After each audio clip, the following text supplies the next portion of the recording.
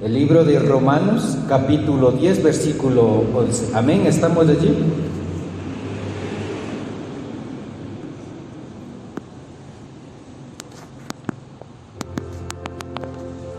Romanos, capítulo 10, versículo 11. ¿Cuántos estamos allí ya? Amén. Dice la palabra de Dios: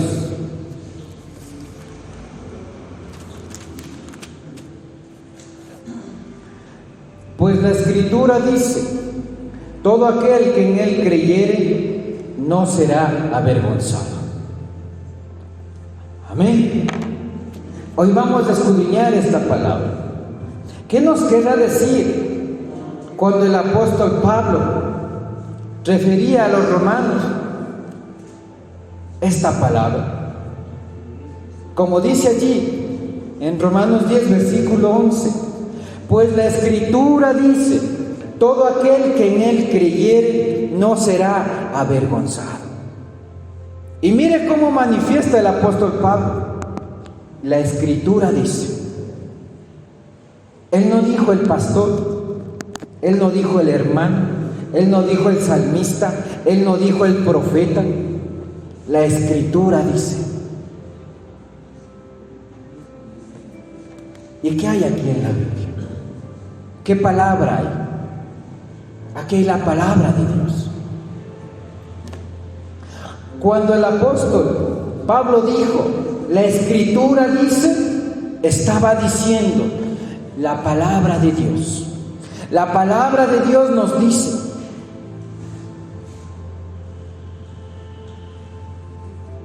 que todo aquel que en él creyere no será avergonzado. Todo aquel que cree en la palabra de Dios, todo aquel que cree en Dios no va a ser avergonzado. ¿Qué nos dice la Escritura? Que cielo y tierra va a pasar, mas su palabra no va a pasar. Y si la palabra de Dios nos dice que la palabra de Dios no va a pasar, la palabra de Dios permanece para siempre. La palabra de Dios se cumple, la palabra de Dios no caduca, la palabra de Dios es real. Mire qué tremendo cómo la Escritura nos va revelando. Cuando el apóstol Pablo decía, la Escritura dice, la palabra de Dios. Y la palabra de Dios fue inspirada por el Espíritu Santo y hoy está plasmada en la Biblia. Ahora, ¿por qué Pablo empieza diciendo en este versículo? Pues la Escritura dice que todo aquel que en él creyere no será avergonzado. Cuando el apóstol Pablo nos dice que la Escritura nos manifiesta que la Escritura dice, es que nosotros debemos conocer la palabra de Dios, que nosotros debemos escudriñar la palabra de Dios, porque si no conocemos la palabra, no conocemos a Dios. El apóstol Pablo, cuando dice que es aquí que está escrito, que pues en la palabra dice, ¿por qué creen que es importante que el apóstol Pablo manifestó inicialmente en el versículo este? Porque él dijo, pues la palabra, pues la Escritura dice. ¿Por qué creen que es importante conocer la palabra? Porque para nosotros los cristianos debe ser el escudriñar la palabra algo importante. Porque él manifiesta en el versículo 11, la Escritura dice, la palabra de Dios dice, está escrito en la palabra de Dios. Pero ¿por qué será importante? Porque aún Pablo, siendo un ministro poderoso de Dios, él reconocía que la Escritura dice, que allí está plasmado las enseñanzas, la palabra, las promesas de Dios. ¿Qué más dice el versículo? La Escritura dice que todo. La palabra dice unos pocos, La palabra dice algunos, la palabra dice todo aquel que en Él cree. Y mire, aquí vamos a empezar a ver los principios bíblicos. El primero, conocer qué dice la Escritura. Porque si no conocemos la Escritura, no conocemos a Dios. Segundo principio, todo. Y cuando el apóstol Pablo mencionaba todo, se refería a cualquier persona. Porque Dios no hace acepción de nadie. Dios no te limita, Dios no te restringe. Dios espera que cuando tú te acerques con fe, tú seas acreedor a las promesas, acreedor a beneficio, acreedor a la bendición, acreedor a tu milagro. La palabra dice todo aquel, porque Dios no hace acepción de persona.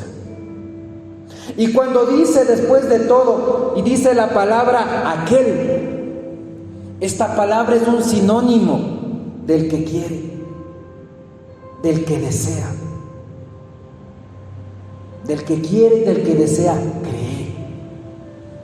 Todo aquel que quiere creer, todo aquel que desea creer. Porque debemos recordar que nosotros tenemos voluntad propia, que nosotros tenemos libre albedrío, que nosotros tomamos nuestra decisión. Y aquí el apóstol Pablo dijo todo aquel. Dios no limita, Dios no restringe, Dios no tiene solo un grupo selectivo para que llegue a Él y para que le pueda creer. Todos podemos creer. Pero aquí hay un principio bíblico. Que para un cristiano sea transformado, para que un cristiano empiece a cambiar, para que un cristiano empiece a vivir en el Espíritu, hay tres condiciones espirituales: creer, querer y vivir.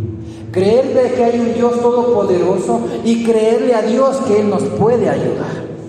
Segundo, querer. Querer dejar de ser ese viejo hombre para ser esa nueva criatura. Querer dejar el pecado para vivir en santidad. Querer seguirle a Dios, querer obedecerle a Dios. Y vivir haciendo la palabra, vivir por la palabra, vivir para Dios. Si no creemos, si no queremos y si no vivimos, si uno de estos tres elementos falla en la vida de un cristiano, no vamos a poder ser transformados, no vamos a poder nacer del Espíritu. Ahora, ¿qué más nos dice la palabra de Dios? Todo, Dios no hace acepción de personas, todo aquel que quiere creer, que desea creerle a Dios. Y mire qué tremendo. Porque dice, la Escritura dice, todo aquel que en Él creyere. Y cuando manifiesta el apóstol Pablo creyere, te está hablando de fe. Te está diciendo que aunque tú no veas, creas. Que aunque tú no sientas, creas. Que aunque las cosas no estén cambiando, creas. Que aunque tú sigas esperando ese milagro, esa sanidad, ese cambio, esa transformación, crees. Todo aquel que en Él cree, todo aquel que quiere creer y que quiere creer en Dios, todo aquel que quiere tener fe, ¿qué dice? ¿Cuál es la promesa? No va a ser avergonzado. Mire cómo en un versículo tan chiquito hay tantos principios bíblicos y hay una promesa grande.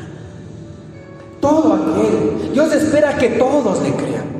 Dios espera que nosotros seamos aquellos que corramos a buscarle a Dios en el tiempo malo y en el tiempo bueno.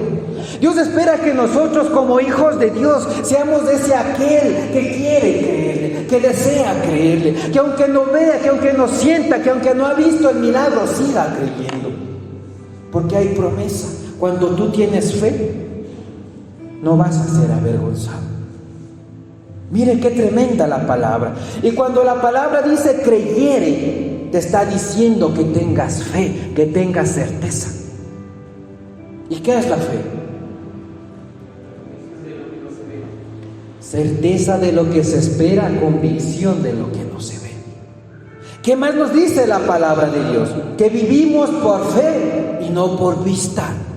Indistintamente de lo que tus ojos vean, algo malo, algo que esté empeorando, algo que no cambie, no vivimos por vista, vivimos por fe.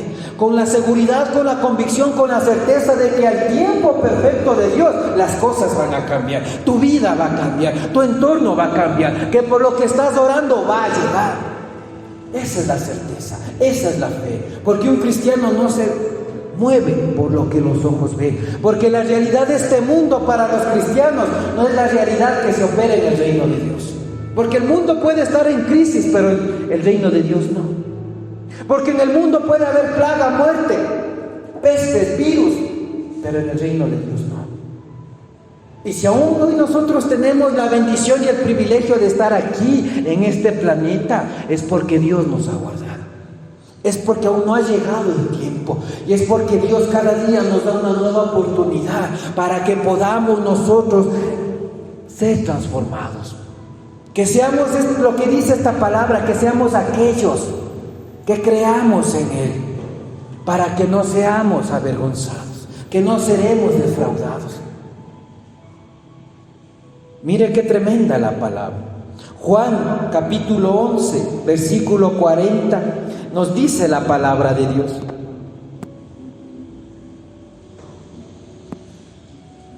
Jesús les dijo: no te he dicho que si crees verás la gloria de Dios. Juan capítulo 11, versículo 40.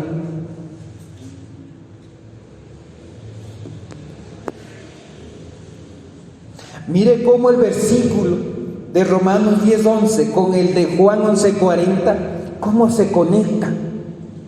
Porque aquí dicen en Romanos 10:11, todo aquel que en Él creyere, todo aquel que en Él tiene fe, no va a ser decepcionado, no va a ser defraudado, no va a ser avergonzado.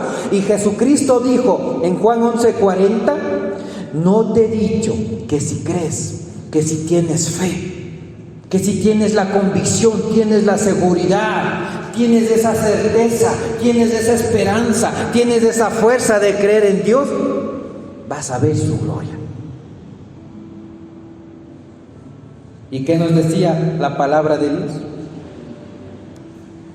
Que cielo y tierra va a pasar, mas su palabra no va a pasar. Y si Jesucristo nos prometió de que si creemos vamos a ver la gloria de Dios, no importa el proceso, el tiempo en el que estemos, si tú le sigas creyendo, vamos a ver la gloria de nuestro Dios. Pero ¿cómo puedo ser yo esa persona que cree en Dios? ¿Cómo puedo llegar a ser ese hijo de Dios que le crea, sin importar lo que vea, sin importar lo que sienta, sin importar lo que en el entorno pase? ¿Cómo puedo llegar a ser yo ese aquel que creyere en Dios? ¿Cómo creen que podemos llegar a creer así en Dios? Ser todo ese aquel que llegue a creer en Dios. Porque Romanos 10:11 dice que la Escritura dice, todo aquel que en Él creyere no va a ser avergonzado, no va a ser defraudado, no va a ser decepcionado. ¿Cómo yo puedo llegar a ser esa persona que crea en Dios? Como dijo el apóstol Pablo. ¿Cuándo nuestra fe se edifica? ¿Cuándo nuestra fe crece?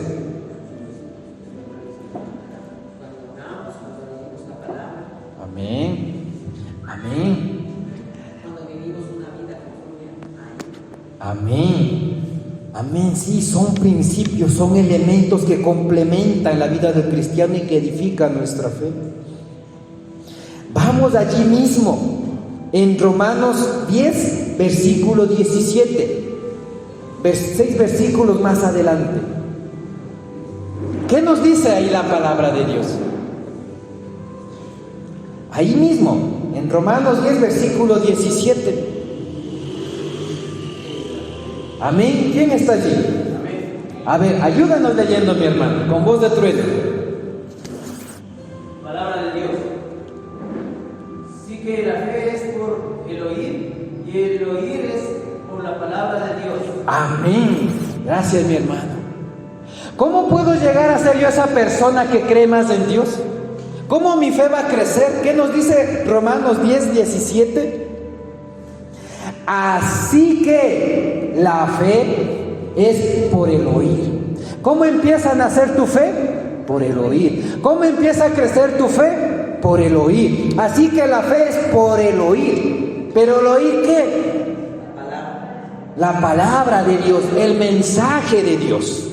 Es allí donde Romanos 10:11, cuando Pablo dijo, la Escritura dice, la palabra de Dios te dice que todo aquel que en él creyere no será avergonzado. Y acá nos dice que la fe viene por el oír y el oír la palabra de Dios. ¿Cómo puedo ser ese aquel que va a creer en Dios? Cuando oigo la palabra de Dios. Porque así nos dice Romanos 10:17, que la fe es por el oír y el oír por la palabra de Dios. Pero aquí hay un elemento clave, que mucha gente limita el oír solo a que terceras personas le hablen de Dios. Y no necesariamente una tercera persona debe hablarte de Dios para que tú escuches la palabra de Dios. Cuando usted coge la Biblia y lee en voz alta, ¿usted se escucha o no se escucha lo que está leyendo? ¿Está oyendo o no estaría oyendo la palabra de Dios? Es otro mecanismo de oír la palabra de Dios. Ahora, no me conteste con su boca, solo en su mente responda. En este momento me está escuchando lo que yo le digo. ¿Hasta aquí vamos claros con el mensaje?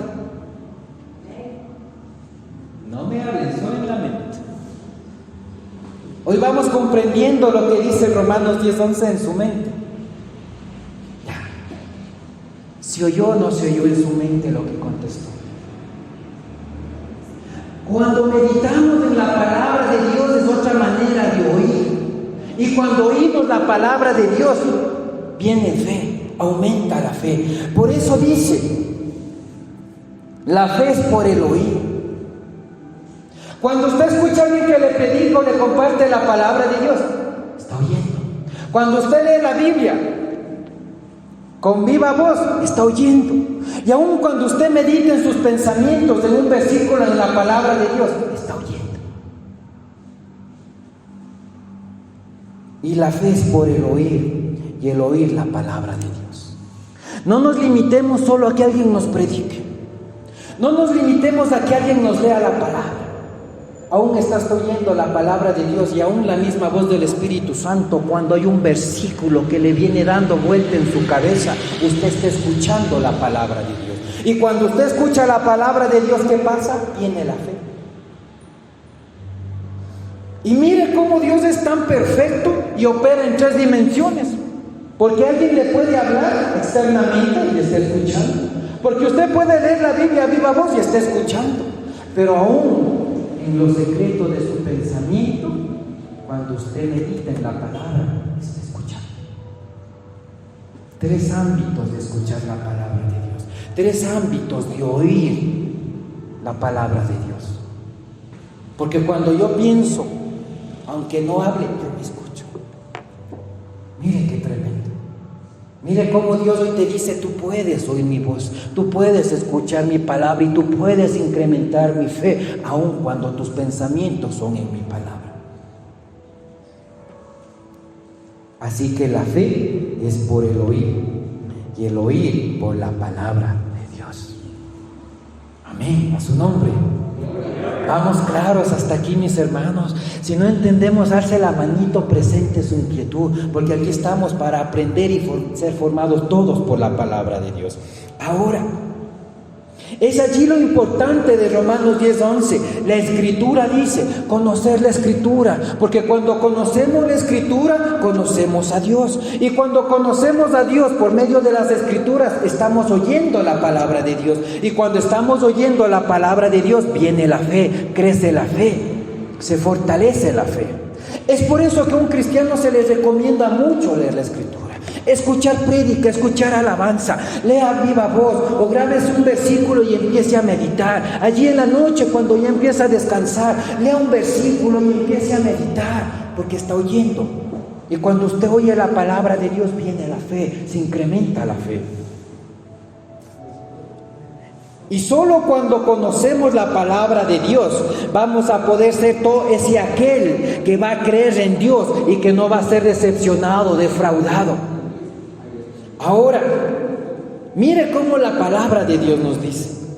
Tremendo el principio de Romanos 10:11 y Romanos 10:17. ¿Por qué es importante creer? ¿Por qué es importante edificar nuestra fe? Porque si no creemos no vamos a recibir. Porque si no creemos no vamos a recibir un cambio, no vamos a recibir la sanidad, no vamos a recibir la bendición, no vamos a recibir nuestro milagro. Un cristiano debe estar constantemente leyendo, oyendo la palabra de Dios para que la fe se incremente. ¿Cómo alguien le puede creer a Dios por sanidad si no escudriña lo que el Señor Jesucristo y aún el Espíritu Santo en el Antiguo Testamento se movió operando con sanidad? ¿Cómo le vamos a creer a Dios por un milagro de multiplicación en medio de la escasez si no conocemos lo que hizo Dios con la viuda de Sarepta, con la viuda y la vasija de aceite, con Elías? ¿Cómo le vamos a creer a Dios de que puede levantar un muerto si no sabemos lo de Lázaro, la hija de Jairo? ¿Cómo vamos a saber que Dios no puede sanar cualquier enfermedad si no conocemos del caso de Naamán, de los ciegos, de los 10 ciegos que fueron sanados y solo uno regresó a darle honra y gloria a Dios? ¿Cómo puede venir la fe a nosotros si no oímos la palabra de Dios? Si no oímos porque alguien nos predica, si no oímos porque nosotros la leemos y si no la oímos porque nosotros la pensamos. ¿Cómo viene la fe a nosotros? ¿Cómo vamos a poder recibir si no creemos? Y Romanos 10:11 dice que la Escritura nos establece de que todo aquel que en Él cree no va a ser avergonzado, no va a ser decepcionado. Ahora, cuando la palabra de Romanos 10:11 al final dice que todo en el que Dios cree no va a ser avergonzado, te está diciendo que cuando tú le crees a Dios, que cuando tú le tienes fe, no vas a ser humillado. Porque por lo que estás creyendo va a llegar. Porque por lo que estás orando va a cambiar. Porque por lo que estás esperando va a llegar. No vas a ser avergonzado. Otro sinónimo de no ser avergonzado cuando tú crees en Dios es que tú no vas a quedar decepcionado. Cuando uno le cree a Dios ciegamente, se aferra a su palabra, a su promesa y tu fe está fuerte, no vas a ser decepcionado. Porque el milagro, la respuesta a tu oración, lo que has venido viendo que muchos años no ha cambiado, va a llegar. Cuando la palabra de Dios te dice que si eres aquel que en Dios crees, no vas a ser avergonzado, te está diciendo que no vas a ser defraudado. Que el tiempo que estás metiendo en oración, invirtiéndole en oración, no va a ser un fraude, no es una pérdida. Que el tiempo que tú te metes en un ayuno por alguien, tú no vas a ser defraudado. Porque Dios está viendo, Dios está escuchando y Dios honra la fe. ¿Qué más te dice en la palabra de Dios cuando dice que no vas a ser avergonzado? Es que no te vas a quedar sin recibir ese milagro, esa bendición, ese cambio. Porque todo aquel que en Él creyere no va a ser avergonzado. Hoy Dios nos viene a decir, ¿por qué estás creyendo? ¿Qué has venido creyendo? O desde hoy, ¿qué me quieres empezar a creer? Porque si tú crees en mí, no vas a ser decepcionado, no vas a ser defraudado. Y si estamos pasando un tiempo difícil, todo aquel que en Él cree no va a ser defraudado. Y si hemos pasado un tiempo malo y estamos arrastrando aún ese tiempo malo, todo aquel que en Él cree no va a ser defraudado. Y si quizás en algún tiempo posterior o futuro nos venga algo malo, pues todo aquel que en Él cree no va a ser defraudado. Amén. A su nombre. Hoy Dios te está dando esa promesa. Que Él espera que tú seas ese aquel que en Él creyere. Y que Dios no te va a defraudar. Que no vas a quedar avergonzado. Mire qué tremenda la palabra de Dios. Porque cuando le conocemos a Dios, Cuando le creemos a Dios, vamos a recibir. Ahora, vamos a seguir escudriñando. Cuando nosotros le creemos a Dios, nuestra fe va a dar fruto. ¿Y sabe usted cuándo la fe da más fruto? Cuando en realidad la fe se demuestra que es fe. En el tiempo malo. Porque en el tiempo bueno todos están brincando, gloria a Dios, aleluya. Cuando viene la escasez, cuando viene la adversidad, cuando viene el dolor, cuando viene la angustia, cuando algo azota a nuestro cuerpo, a nuestra familia, la fe es allí donde debe dar fruto.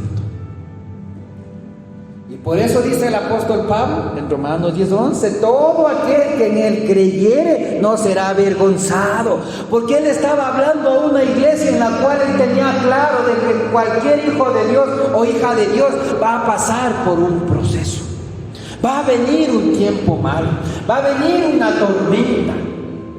Pero él les estaba recordando que cuando creemos en Dios no vamos a ser decepcionados. Y la fe debe dar fruto. La fe va a dar fruto cuando hay problemas.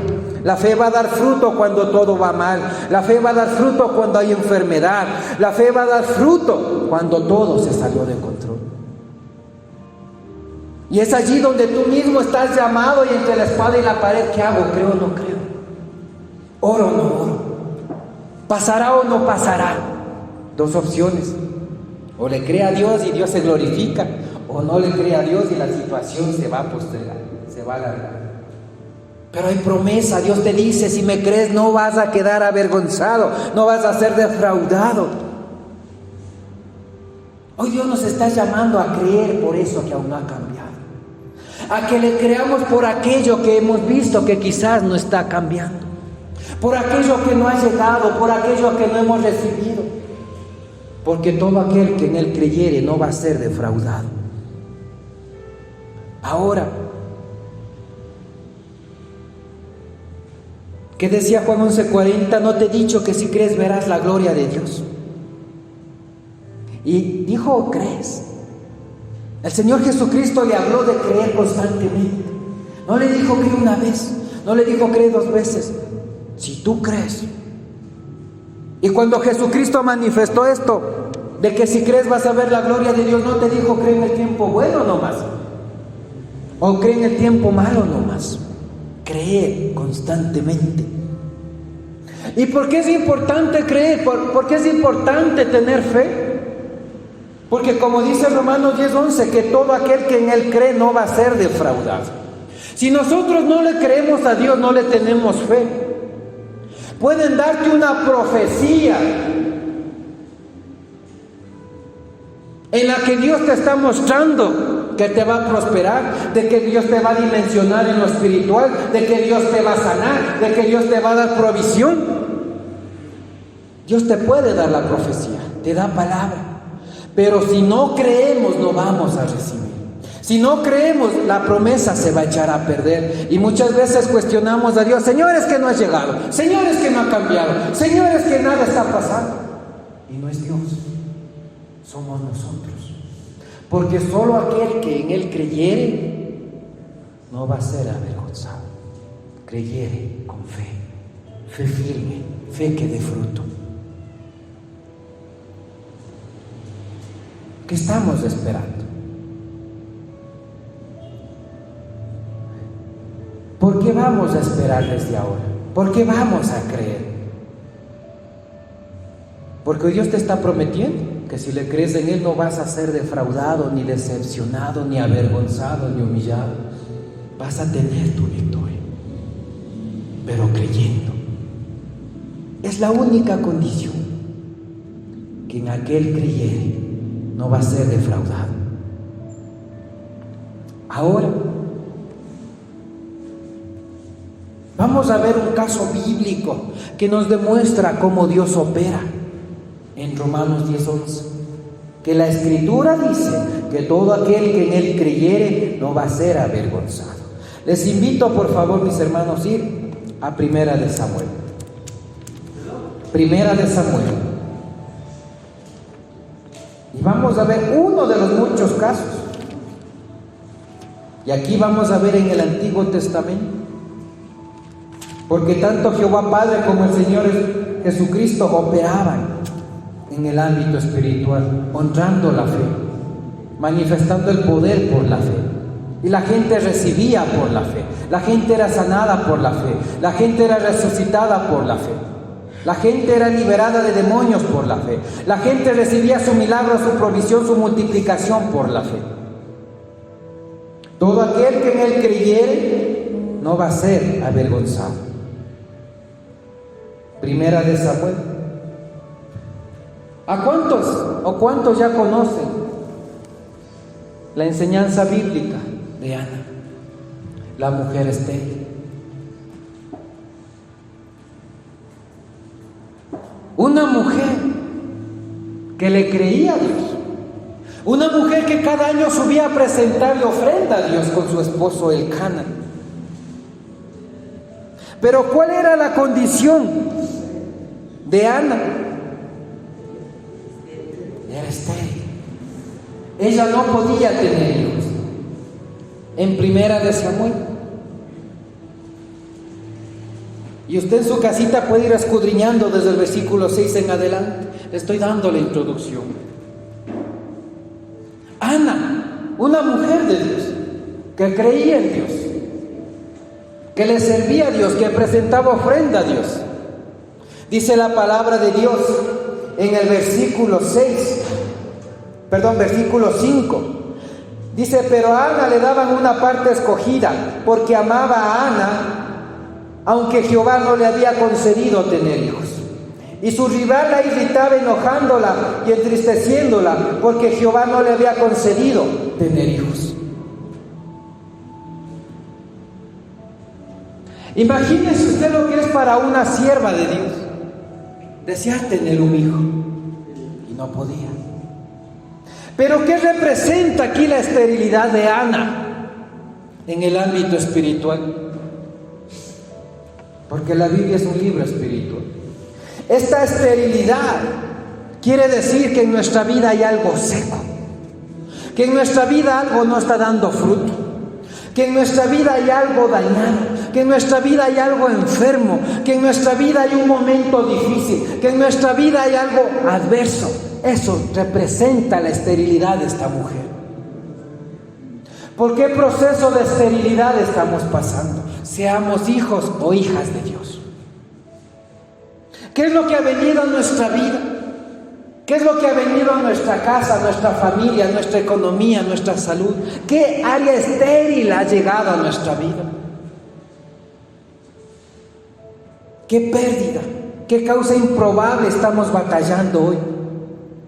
Porque el caso de Ana, y aún en la actualidad, es muy limitado lo que la ciencia médica puede hacer en alguien estéril. Y en aquel tiempo, en el Antiguo Testamento, Ana era estéril. Definitivamente ella no podía tener un hijo. ¿Qué proceso de esterilidad hay en nuestra vida? Una esterilidad espiritual. Nuestra vida de oración está seca. Una vida de esterilidad. En nuestra salud hay enfermedad. ¿Qué esterilidad tenemos en nuestra familia, en nuestro hijo, nuestra hija, nuestro esposo, nuestra esposa? ¿Qué esterilidad ha llegado a nuestra finanza? ¿Qué es lo que el hombre, qué es lo que la situación, qué es lo que el entorno nos dice? No va a poder cambiar. Esto es improbable porque hay una esterilidad, hay un problema, hay una condición que el hombre no puede cambiar. Pero si el hombre no puede cambiar, nosotros los hijos de Dios tenemos un Dios todopoderoso, el alfa y omega, que quiere cambiar esa situación, que quiere revertir esa esterilidad, porque Dios responde a la fe de los que le creen. ¿Qué área estéril estamos pasando? ¿Qué área estéril ha llegado a nuestra vida? ¿Qué esterilidad ha llegado a nuestra descendencia? Eso representa la esterilidad de Ana, algo que no puede cambiar. Algo que para el mundo es imposible, algo que para la ciencia humana y médica no hay cómo revertir. La esterilidad significa ya no hay cómo, ya no hay qué más hacer. Y mire cómo dice en el versículo 6, que la rival Penina, había otra sierva en esa casa que tenía hijos. Y dice que su rival, que se llama Penina, la irritaba, la enojaba y la entristecía, porque Jehová no le había concedido tener hijos. Las familias se reunían a presentar ofrenda a Dios, subían a un monte alto para presentar ofrenda. Y esta mujer, que en este capítulo fue un instrumento del enemigo, porque esta mujer que sí tenía hijos, esa presencia dice que la irritaba y la enojaba y la ponía triste, dice la palabra de Dios.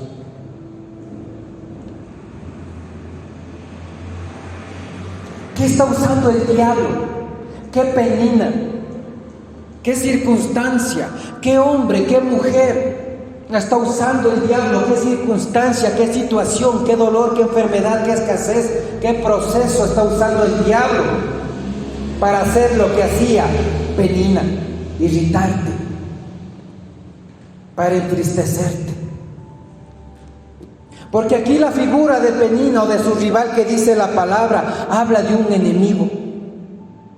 Habla de alguien o de algo que usa sobre tu vida para afligirte, para atormentarte, para ponerte triste, para recordarte que tu situación no es sencilla, que por tu situación nadie puede hacer nada. ¿Qué problema, qué dolor es ese enemigo que ha llegado a nuestra vida? Y mire lo que dice la palabra. Y a mí me sorprendió cuando decía, porque Jehová no le había concedido tener hijos. Cuando uno lee la escritura, y a mí me vino, Dios no le concedió, pero si era una sierva de Dios. ¿Por qué cree usted que la palabra dice que Dios no le concedió tener hijos?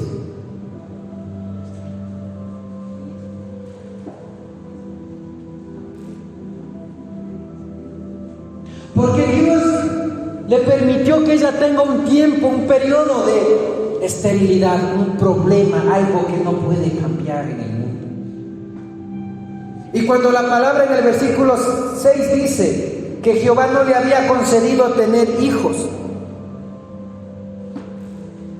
los cristianos sabemos que Dios tiene control del tiempo bueno y del tiempo malo. Y sabemos que Dios todo hace con un propósito para bien cuando llamamos. Y Dios ya tenía en mente y en futuro glorificarse de esa esterilidad, de esa causa que el mundo y la ciencia médica no podía cambiar, de aquello que el hombre no podía hacer nada por esa esterilidad. Dios aquí no se manifiesta como un ser malo. Dios permitió este tiempo y este proceso en la vida de Ana para darle la victoria, para que la fe de Ana sea edificada y para que ella reciba la promesa. Porque como dice Romanos 10:11, todo aquel que en él creyere no va a ser avergonzado, no va a ser defraudado. Dios hace aún las cosas malas, lo usa el diablo para obrar para bien para sus hijos. Y como dice en el versículo 6, su rival, el diablo usaba a Penina para afligirle, para atormentarle, para decirle, mujer estéril, no tienes hijos, eres infértil, tu causa no va a cambiar, eres avergonzada. Quizás le diría, ¿dónde está tu Dios? ¿Para qué oras? ¿Para qué subes a presentarle ofrenda? ¿Para qué vas a la iglesia?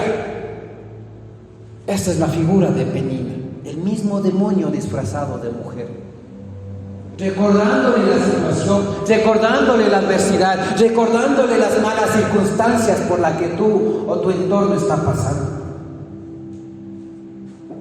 Y el diablo va a usar las circunstancias, va a usar el tiempo malo que Dios está usando para formarte y para que tu fe sea edificada. El diablo va a usar ese tiempo para acusarte, para condenarte, para afligirte, para entristecerse, así como ponían a Ana. Porque el diablo, su trabajo en el tiempo malo, en el tiempo de la esterilidad, El diablo va a venir a convencerte y a decirte, ves, ahí está tu Dios. Ves, ahí está tu oración. Ves, ahí está, ¿para qué vas a la iglesia?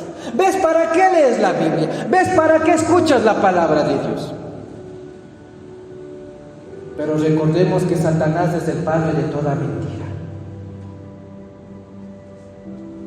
La esterilidad que Dios nos esté permitiendo pasar, o que nos ha permitido pasar, o que va a permitir que pasemos en el futuro, no es para dañarnos.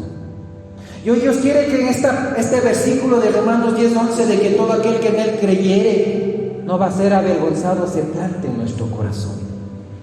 Porque la esterilidad va a llegar, sí, o quizás ya llegó, o quizás ya vas varios meses viviendo en esa esterilidad. Pues Dios te está diciendo que si tú sigues creyendo, no vas a ser avergonzado, no vas a ser defraudado, no vas a ser decepcionado.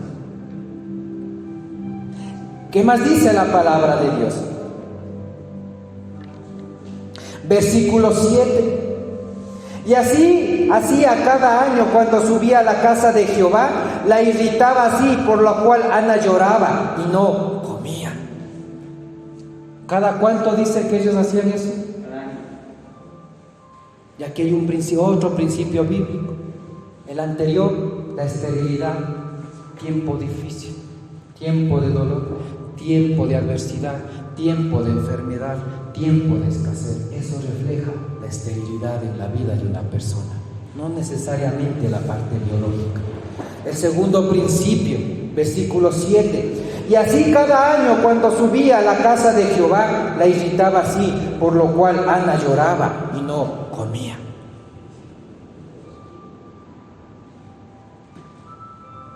Un tiempo. Muchas veces hay cosas cíclicas. Una persona mejora un tiempo y vuelve a decaer. Una persona deja la esclavitud de un pecado y vuelve a recaer. Una persona empieza a activarse en el espíritu y vuelve a decaer. Una persona empieza a tomar la vida de oración y vuelve a recaer. Un tiempo, una ciclicidad. ¿Y cuál era el ciclo? ¿Cuál era el proceso? ¿Cuál era la situación que el diablo usaba para oprimir a Ana? Dice que cada año cuando subían a la casa de Jehová, la irritaba así, por lo cual Ana lloraba y no comía. ¿Qué proceso, qué tristeza, qué dolor viene cíclicamente a nuestra vida? ¿Qué es lo que el diablo está encontrando? Esterilidad en nuestras áreas para ponernos tormento, para ponernos opresión. ¿Qué proceso difícil el diablo ha estado usando para atormentarte, para irritarte, para ponerte triste? Porque la esterilidad o los tiempos de esterilidad no es que nos tienen saltando en chullapié. Porque la carne no deja de sentir. Pero solo cuando tu fe está fuerte puedes someter a tu carne aún para ponerte a orar. Y mire la fortaleza de Ana. Cada año subir a la casa, al monte de Dios, a ofrecer holocausto, a ofrecer ofrenda, y que el diablo esté ahí por medio de una mujer atormentándote, acusándote, oprimiéndote, poniéndote triste. ¿Será que Dios nos quiere ver así? ¿Será que Dios quiere que aun cuando vas a la iglesia y hay presencia de Dios vivas así? De seguro Dios no, pero el diablo sí. De seguro sí el diablo te va acusando y recordándote que estás viviendo aún cuando estás camino a la iglesia. Y con más ánimo, porque Él no quiere que vayas a la iglesia. Cuando vas a coger la Biblia, el diablo te empieza a poner pensamientos tristes de lo que te está pasando, de lo que no está cambiando. Porque el diablo es así. Él opera desde nuestro propio interior para matar nuestra fe. Versículo 8. Dice que Elcana, su marido, le dijo: Ana, ¿por qué lloras? ¿Por qué no comes? ¿Por qué estás afligido tu corazón? ¿No te soy yo mejor que 10 hijos? El esposo de Ana. ¿Por qué lloras? ¿Por qué no comes? ¿Por qué está afligido tu corazón? ¿No te soy yo mejor compañía que 10 hijos? Trataba de consolar. Pero cuando la esterilidad viene a una persona, si no es quien Dios quien te cura esa herida, quien te fortalece, no va a haber nadie que te pueda ayudar. No va a haber nadie que te pueda fortalecer. Mire cómo la esterilidad, como un tiempo proceso, un tiempo adverso, trae a una persona un proceso fuerte.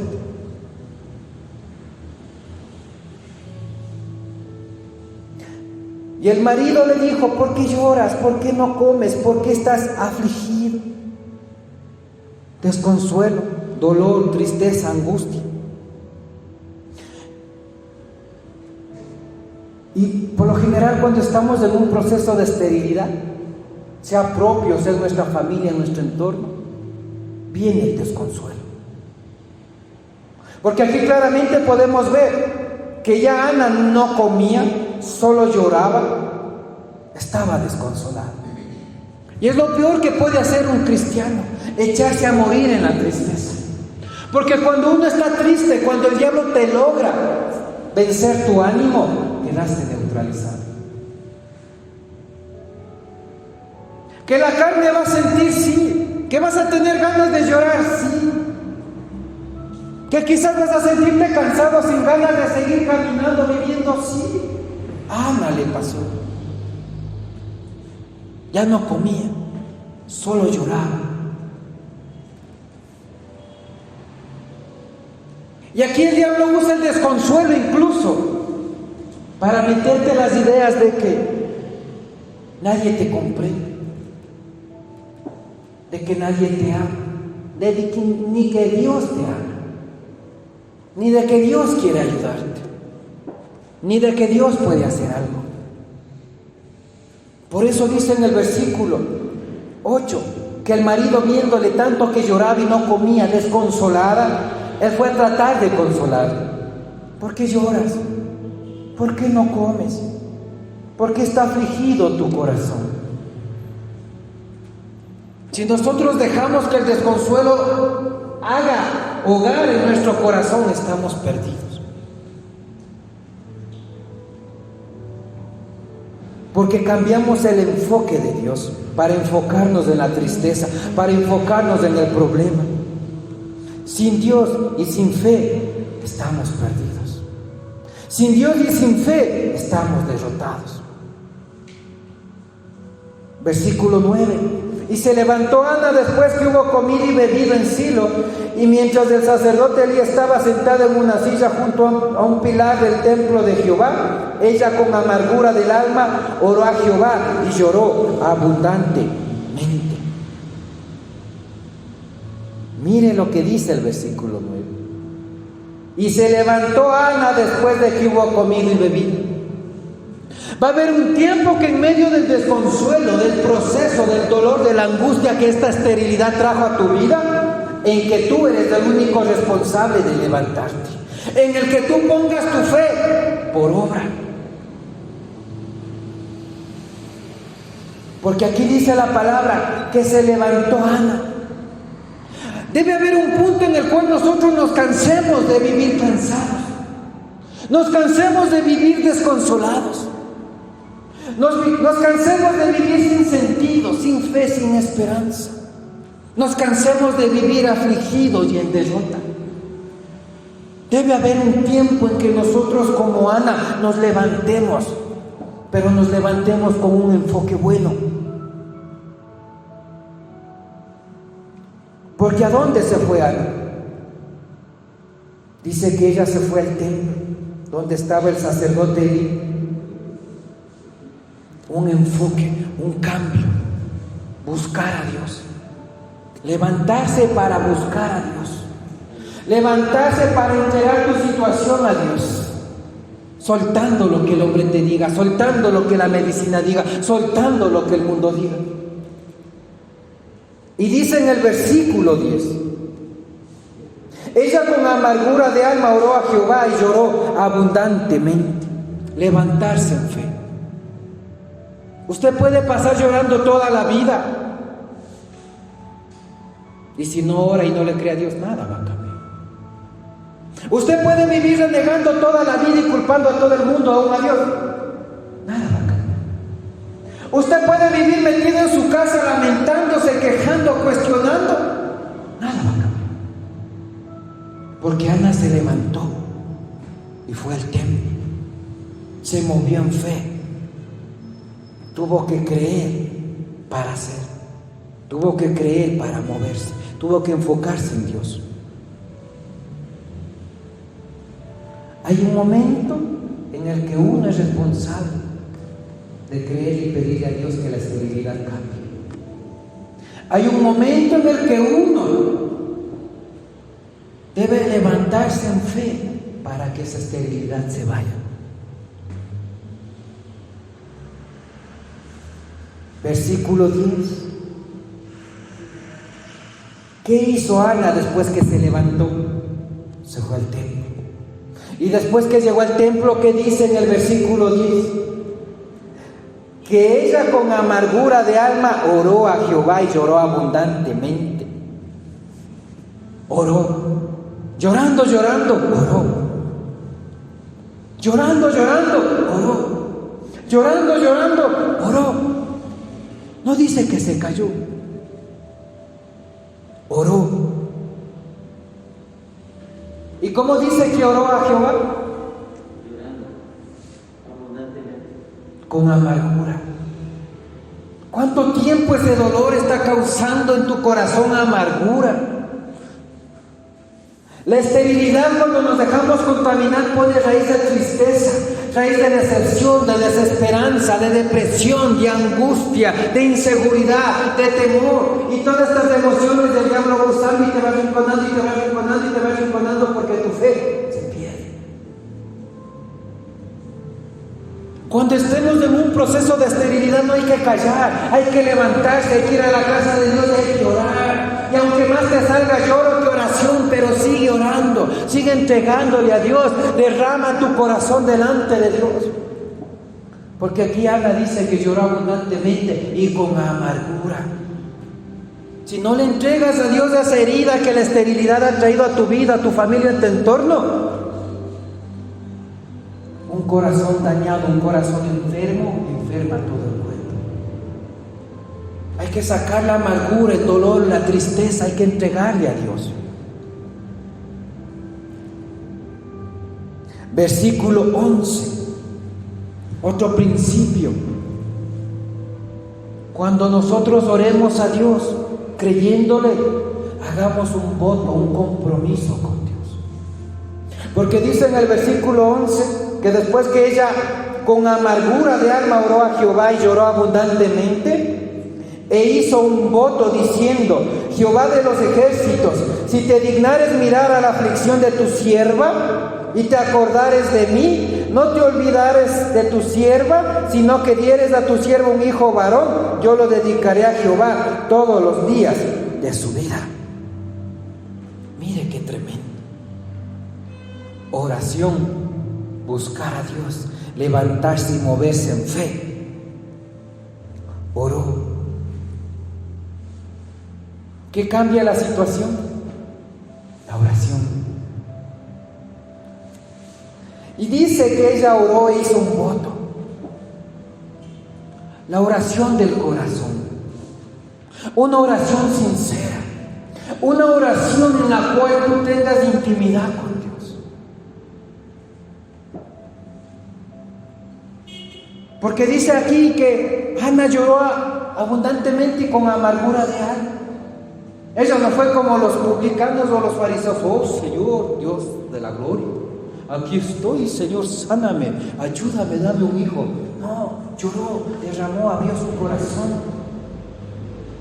Una oración del corazón es la que llega a Dios. Usted puede pasar 3 horas, 6 horas, 8 horas de rodillas, pero si la oración no es del corazón, difícilmente va a llegar a Dios. Y a mí me ha pasado muchas veces algo aquí, orando las horas. En 5 minutos he logrado lo que a veces buscándole a Dios 1 o 2 horas. Una oración del corazón. ¿Qué diablo ha usado en tu vida para poder amar?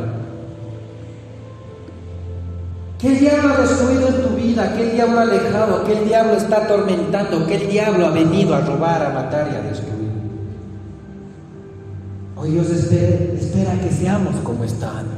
Levantarnos, movernos en fe, ir a la casa de orar, entregar el corazón, una oración del corazón. Dice que cuando oró hizo un voto diciendo a Jehová, Jehová de los ejércitos, si te dignares mirar a la aflicción de tu sierva, mira cómo estoy triste, mira cómo me aflige, mira cómo esta situación me tiene, Señor, con sinceridad. Y te acordares de mí. Mira, a tal punto viene la esterilidad del proceso del dolor que uno piensa que Dios se ha olvidado de nosotros. ¿Cuántos hemos pensado así? A mí me ha pasado alguna vez. Señor, te has olvidado de mí.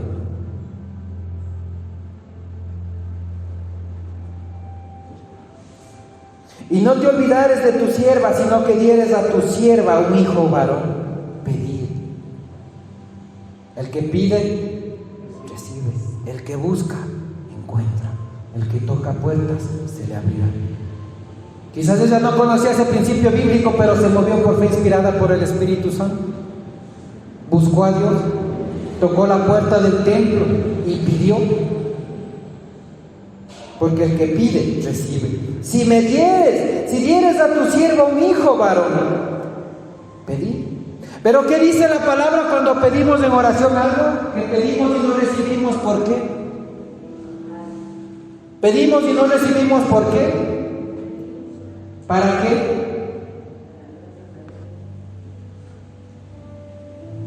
Pedir con propósito, no pedir mal.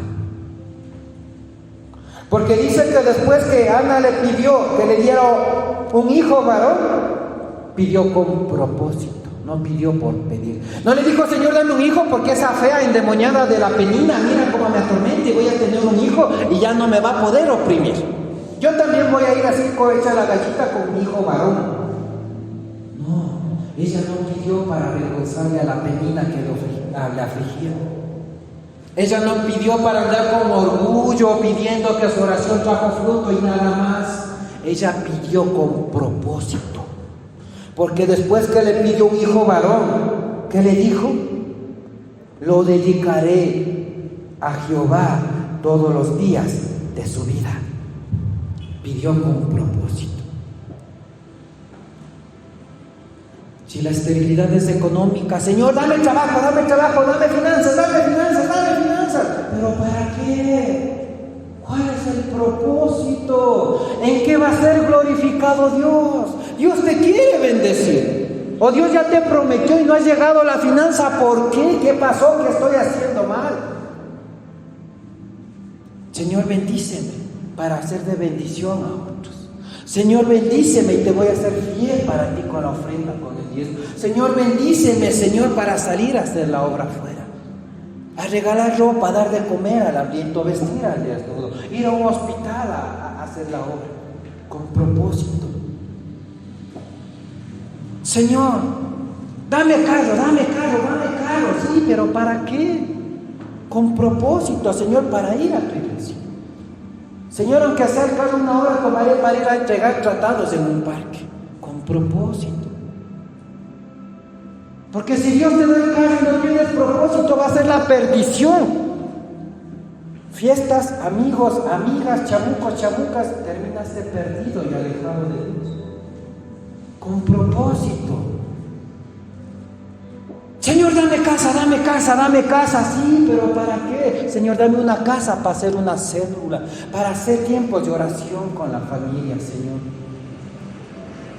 No dame casa para tener una casa de 4 pisos y mira que mis vecinos, yo tengo mi casona. No es el propósito, pides y no recibes porque pides mal. Ana pidió con propósito, dame un hijo varón, te lo voy a entregar a ti para que te sirva. ¿Le dio o no le dio? Le dio. Aquí ella está pidiendo con propósito. Ahora Dios nos está diciendo qué esterilidad hemos venido viviendo, qué tiempo difícil, qué tiempo doloroso estamos pasando, qué no ha cambiado. La palabra dice que todo aquel en el que él creyere no va a ser avergonzado. Ya no hasta aquí creyó o no creyó. Estaba creyendo. Por eso puso la fe por obra.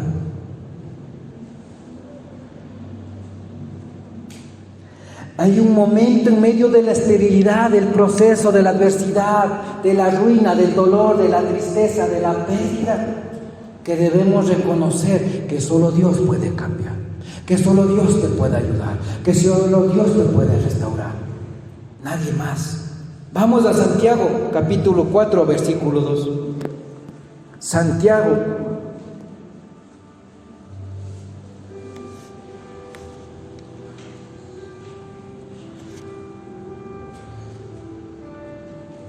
Y es allí donde yo les mencionaba, pedir con propósito. Santiago capítulo 4, versículo 2. Hay un tiempo en que debemos reconocer que solo Dios es el que nos va a cambiar. Y reconocerle que a Dios cuando le oramos y le pedimos con propósito, Él nos va a conceder la victoria. Porque aún en el milagro a veces nosotros nos podemos perder. Santiago capítulo 4, versículo 2 nos dice: pedís y no recibís porque pedís mal para gastar en vuestros deleites. La traducción lenguaje actual dice: cuando piden lo hacen mal, porque lo único que quieren es satisfacer sus malos deseos. Mire la palabra de Dios. Dios nos enseña aún a poder pedir.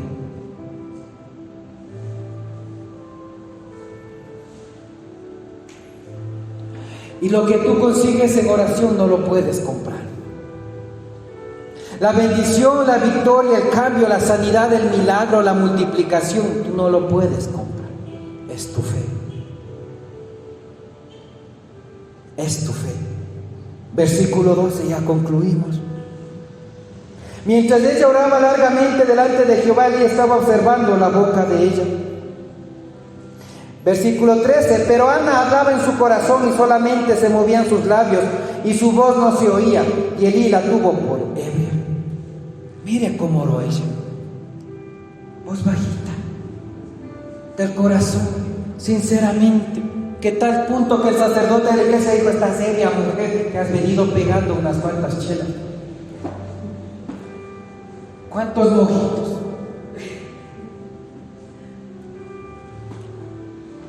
Una oración del corazón. Muchas veces no es necesario hacer tanto escándalo. Solo con Ana, del corazón. Porque es entre tú y Dios. Aquí no intervino ni el sacerdote. Dice que movía sus labios y su voz no se oía. Y Elí, que era el sacerdote, la tuvo por ebria. ¿Qué importa si en la iglesia te ven llorando? ¿Qué importa? ¿Qué importa si eres hombre y lloras ante la presencia de Dios? ¿Qué importa? ¿Qué importa si pones a gemir a viva voz con gemidos indecibles, como dice la Biblia? ¿Qué importa si eres tú con Dios? Porque el hermano, la hermana, el pastor, el líder, el ujier, el diácono no va a cambiar tu situación. Es Jehová Todopoderoso, es Jesucristo nuestro Redentor y Salvador, es nuestro Espíritu Santo, ese fuego sanador, nuestro Consolador. ¿Qué importa?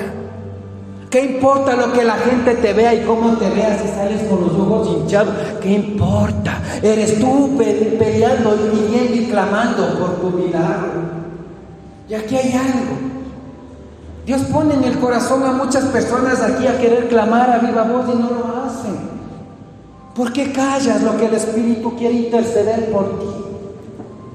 ¿Por qué callas cuando el Espíritu Santo quiere llevar tu oración al mismo estrado de Dios? Porque si él no hubiese tenido vergüenza en ese rato, se hubiese levantado y se hubiese salido corriendo porque me dijo que estaba ebria. Qué vergüenza, qué pensará el sacerdote, el pastor, la hermana, el hermanito. No hay que tener vergüenza.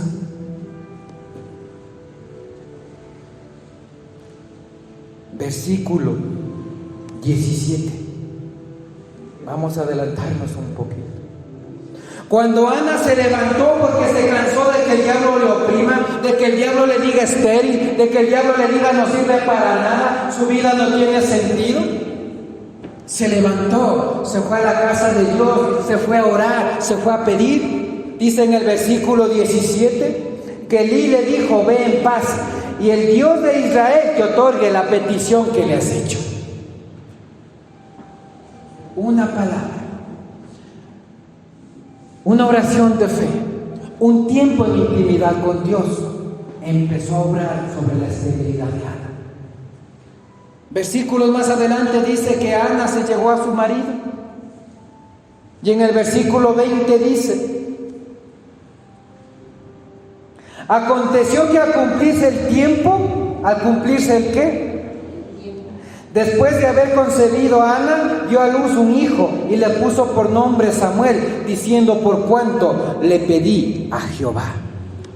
Quizás el tiempo de que la esterilidad aún no se ha cambiado, no ha llegado, pero va a llegar.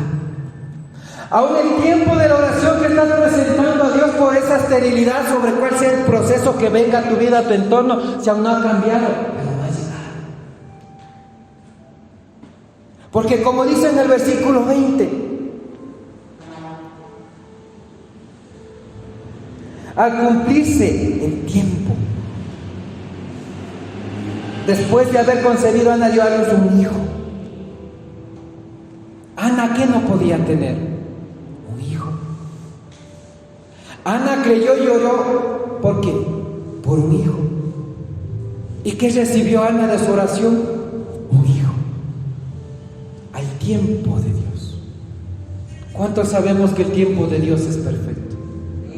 ¿Cuántos sabemos que Dios no llega antes ni llega después? Llega en el momento preciso. Hoy Dios viene para recordarte que todo aquel que en Él cree no será avergonzado, no va a ser defraudado. Que esa enfermedad, que ese dolor, que ese tormento, que esa ruina, que esa escasez, que esa promesa sobre tu hijo, sobre tu hija, sobre tu esposo, sobre tu esposa no ha llegado. Va a llegar al cumplirse el tiempo de Dios. Hoy Dios quiere y va a recordarnos una y otra vez lo que dice Romanos 10:11. Todo aquel que en Él cree no va a ser defraudado, no va a ser decepcionado, no va a ser avergonzado. Vamos a darnos un tiempo de oración. Que el tiempo quizás no ha llegado, no ha habido cambio, o aparentemente la circunstancia no está siendo favorable, pero al cumplirse el tiempo de Dios va a cambiar. Sigue orando, sigue creyendo, sigue oyendo la palabra de Dios, sigue siendo como esa Ana, con enfoque, con propósito, y Dios te va a otorgar la petición. Así como ese viento estéril entregó un hijo que era un profeta, así Dios va a levantar de ese problema algo para honra y gloria de Dios. Pongámonos de pie, vamos a orar. Hoy vamos a renunciar a ese espíritu de esterilidad que está operando en tu vida, en tu familia, en tu descendencia, en tu economía. Hoy vamos a orar. Porque precisamente el espíritu de esterilidad aquí no es el biológico. Hay mucha gente que tiene un espíritu de esterilidad aún en la fe. Y eso está bloqueando que tú puedas recibir la promesa de Dios. Les invito a cerrar sus ojitos. Les invito a inclinar su cabeza. Vamos a pedir que hoy Dios sea rompiendo esa